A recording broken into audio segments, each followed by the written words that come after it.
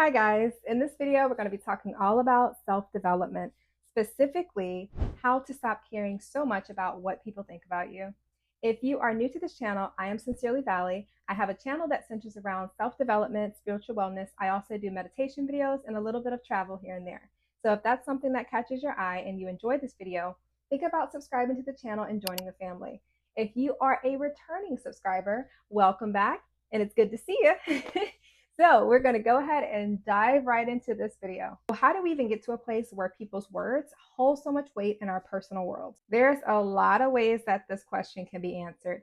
Some of us have insecurities, low self-esteem, low self-worth. We may have a fear of rejection, a fear of being invalidated. We may have childhood issues where our parents were overly critical, or we have a very unhealthy attachment style. So there's so many layers that goes into answering this question. I'm going to share with you 6 principles that I practice and preach that has helped me to overcome caring about what people think.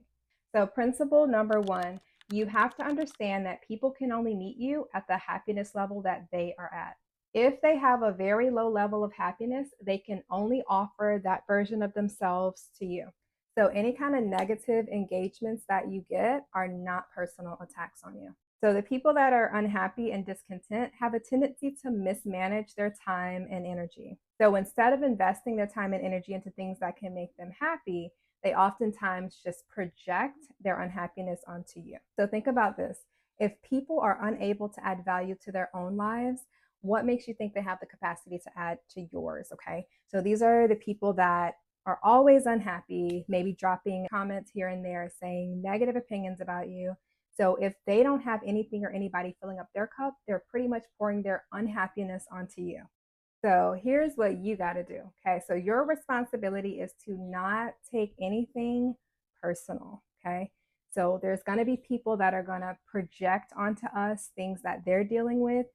And we have to just really see that it's a them problem and not a you problem. You are not responsible for anybody's emotions except for your own. And you cannot control how people express their emotions. And once you come to understand this, you're going to be able to maintain your happiness a lot better. So even though somebody is throwing something negative towards you, you're going to be able to just boop, boomerang it back to them. Okay.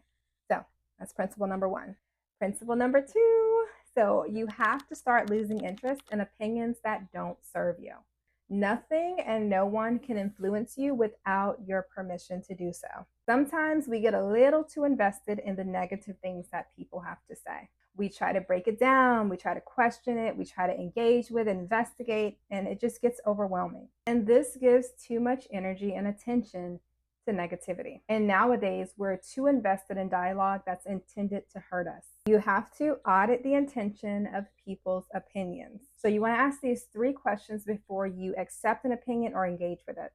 Is it divisive? Is it intentionally triggering? And who is it coming from? So who is the source that's providing this information? People's opinions are either going to empower you or its intention is to make you feel inferior. You got to discern the difference and see if you want to engage with that or not. If you give too much attention to a devaluing opinion, you'll start internalizing it, right? Start believing it and then start beating yourself down, so that's never something good. Moral of the story, you got to start saying no thank you and just disengage. Principle number 3 is going to be about people pleasing. So you have to raise the standard of how you want to live your life. For my people pleasers out there, I want you to measure how far people pleasing has gotten you. Okay, so take a measure of how far it has gotten you in life. Now think about how many versions of yourself did you have to undergo in order to please all of these people in your life? And the last question I want you to answer is, what's left for yourself? Okay, so after you've given so much to so many people, what do you have left? I want to give you guys this little example to kind of show what people pleasing looks like. So think about if you had a choice to have this delicious, fresh, personalized meal just for you, how you wanted it to look, how you wanted it to taste, like you have full control over how you wanted this meal to be. Okay, so that's option 1. Okay, so option 2 would be the leftovers of what people already ate from. So let's say there was this meal, everybody got their chance to get served, and then you get what's left over. Okay, so out of those 2 options, which one would you want to choose? Which standard is more fitting for you.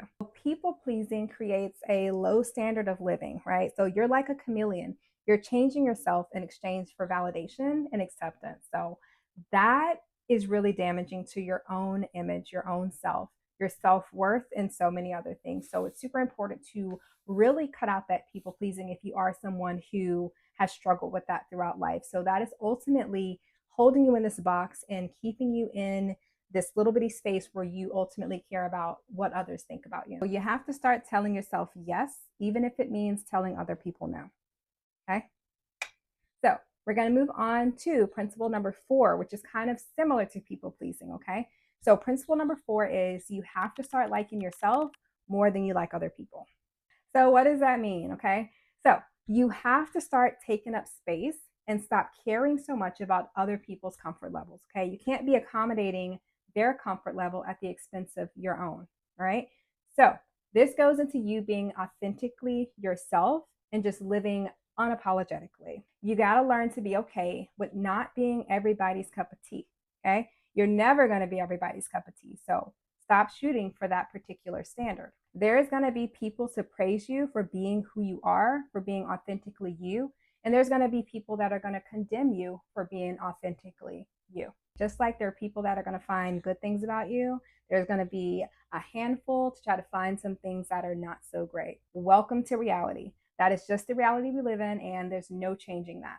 There are so many people living on this planet that are operating from different spaces, different experiences, and you can't force people to like you or assume that they automatically will. Okay. And you're not here to win anybody over either. Understand that life doesn't stop when the likes stop. Okay. So you got to keep living your life and just understand this principle, and life will be a lot more smooth for you. I guarantee you that. Principle number 5.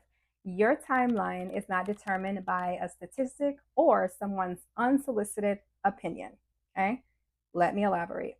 So how many people have gotten, you should be married by this age, you should have babies by this age, you should have a degree, you should have a home by this particular timeline, okay? So I'm sure we've all had, whether it be parents, friends, or any type of figures in our lives who have pressured us to be on a specific timeline. And depending on the person you're receiving this opinion from, it may hold a lot of weight in your reality, okay?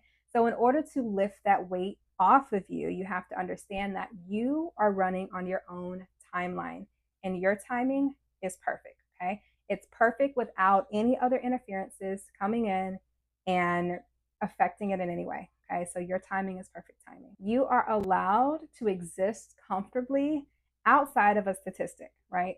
So if everybody's getting married between this age range, okay, you should be allowed to just exist without feeling pressured to do so. Okay. So this is where you need to have boundaries for yourself. So you have to have a boundary that doesn't allow other people's opinions to sway how you operate in the world. It'll drive you insane if you don't learn how to block out the noise and live for you. The people who choose to judge you for this, they, number 1, have way too much time on their hands, and number 2, are really just bored with their own lives. So you have to accept who you are, accept who you're becoming, and no need to defend the type of life that you're designing for yourself. And my 6th and final principle is to surround yourself with supportive people.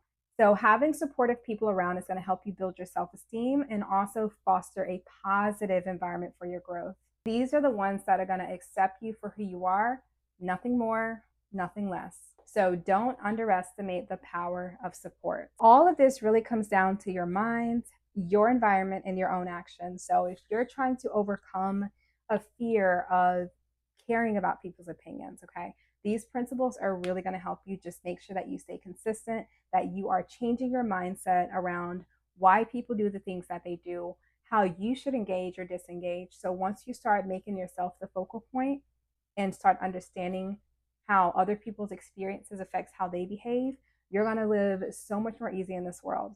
So if you found these tips helpful, be sure to like, comment, subscribe. I would love to hear your feedback below. And that is all for this video. So I will see you guys in the next one. Bye.